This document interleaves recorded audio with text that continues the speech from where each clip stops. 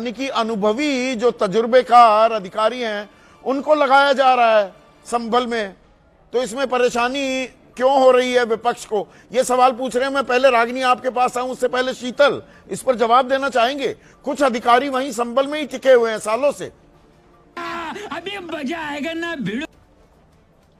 मैं कुछ रेफरेंस देना चाहूंगा जो इधर 1-2 सालों में है और खासकर दंगों से और इससे जुड़े हुए हैं। सबसे पहले अडानी साहब के मामले में राजस्थान की एक कोर्ट ने उन पर 1400 करोड़ के या 14 करोड़ के जुर्माने का एक आरोप लगाया था। कोर्ट ने उसमें संज्ञान लिया और जांच के आदेश दिए। उन जज साहब का, विनोद कुमार गुप्ता का, अगले दिन तबादला हो गया।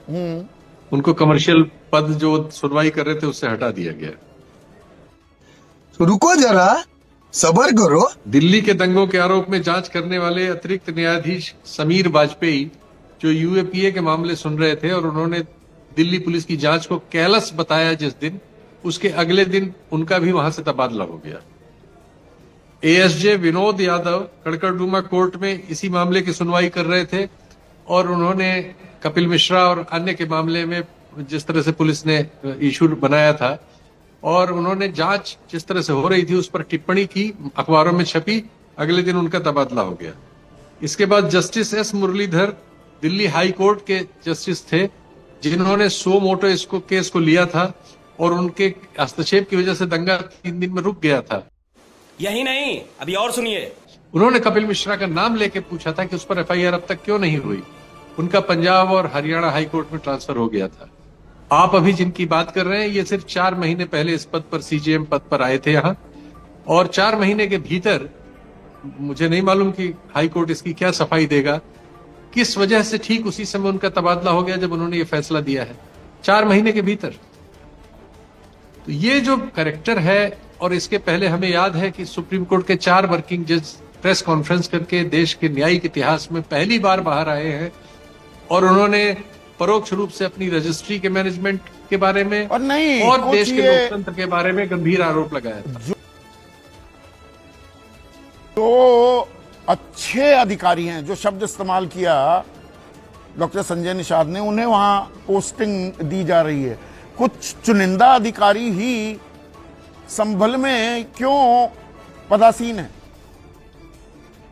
क्योंकि वो चुनिंदा अधिकारी वो रिजल्ट दे रहे हैं जो रिजल्ट इस सत्ता को चाहिए।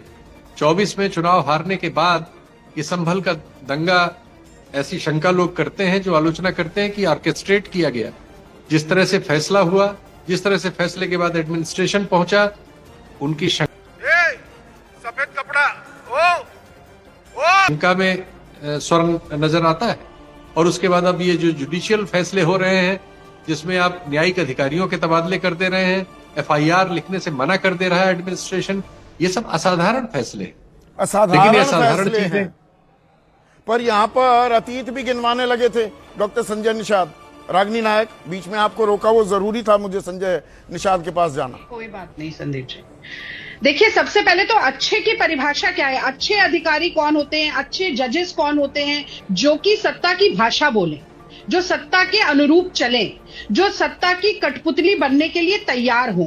और बहुत अच्छे उदाहरण दिए। मैं जो बात यही नहीं, अभी और सुनिए। मैं कह रही थी कि लोअर जुडिशरी पर ये दबाव बनेगा और ये अपर जुडिशरी, हायर जुडिशरी पर भी दबाव बनेगा कि यदि आप सत्ता के अनुरूप निर्णय देंगे तो रिटायरमेंट के बाद आपको राज्यसभा पहुंचा दिया जाएगा, और नहीं देंगे तो जैसे तारीख पे तारीख होती है, ट्रांसफर पे ट्रांसफर, ट्रांसफर पे ट्रांसफर मिलेगा। नहीं, जो आप ये तलखी थोड़ी दिखा रही हैं रागिनी नायक, ये परंपरा तो आपने शुरू की थी ना। मुख्य चुनाव आयुक्त MS गिल, वो कहाँ किस सरकार में मंत्री बने थे? खेल मंत्री बनाए थे ना आपने।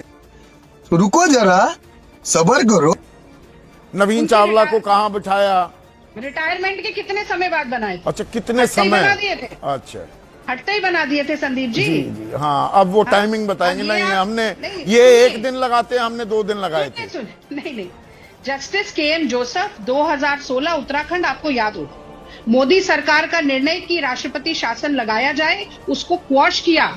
4 साल तक एलिवेशन को स्टॉल करके रखा, सुप्रीम कोर्ट नहीं जाने दिया। जस्टिस अकील कुरैशी 2010 में गुजरात के तत्कालीन गृह मंत्री अमित शाह को रिमांड पर भेजने का निर्णय देते हैं। ज्यादा से ज्यादा ये मेरा क्या कर लेंगे भाई? उनका तो एलिवेशन रोक ही दिया जाता है, बढ़ने ही नहीं दिया जाता।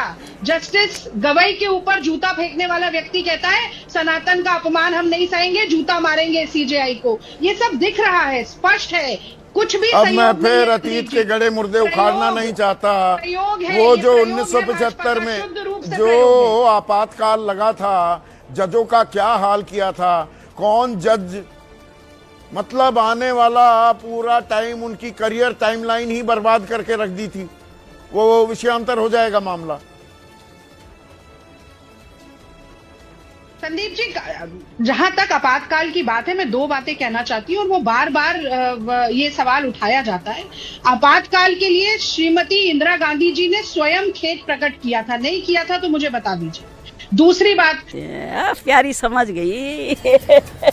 आपातकाल भी हमारे संविधान, इमरजेंसी भी संविधान का एक प्रावधान है लगाने का, वो असंवैधानिक नहीं है। पर ये सब जो हो रहा है ये असंवैधानिक है, ये नैतिकता के विरुद्ध है, ये न्याय सम्मत नहीं है कि आप एक जज जो कि सरकार के खिलाफ निर्णय देता है उसे हटा देंगे, उसको डिमोट कर देंगे, और दूसरा जज जिसने सरकार के सम्मत निर्णय लिया था पर ये उसके तो अनुसार इलाहाबाद लिया था, हाईकोर्ट उसको सवालों के न्याय घेरे देंगे। में है ना। आप इसमें से सरकार 14 पर साल में जिम्मेदारी 16 बार सरकार आप पर उसका जिम्मेदारी क्या कैसे करते रहेंगे? सरकार पर जिम्मेदारी कैसे डाल सकते हैं? संदीप जी, एक और एक मिलाकर 11 बता, मैं तो नहीं बता रही हूँ कि एक और एक मिलाकर आप 11 बना लीजिए, पर ये तो जनता के विवेक पर छोड़ना पड़ेगा कि क्या एक और एक मिलकर 2 बन रहा है? कि अगर कि ये जो पुलिस प्रशासन है ये किसके अंतर्गत आता है? योगी सरकार के अंतर्गत आता है कि नहीं आता? तो 156(3) के तहत अगर एफआईआर दर्ज करने को जज कहेगा और अगर पुलिस का एसएसपी बोल देगा कि नहीं मैं नहीं करूंगा, जबकि उसके नीचे के अधिकारियों ने गोली मारकर एक मासूम लड़के की जान ली, हत्या की, तो किसके संरक्षण में ये सब हो रहा होगा? ये तो मैं समझती हूँ कि बहते पानी की तरह साफ है, लेकिन इसको कहने की हिम्मत कितनी पुरजोर तरीके से की जा सकती है वो आप जैसे पत्रकार और हम जैसे प्रवक्ता ही कर सकते हैं, हर किसी के बस की बात नहीं। तो लेने के देने पड़ गए।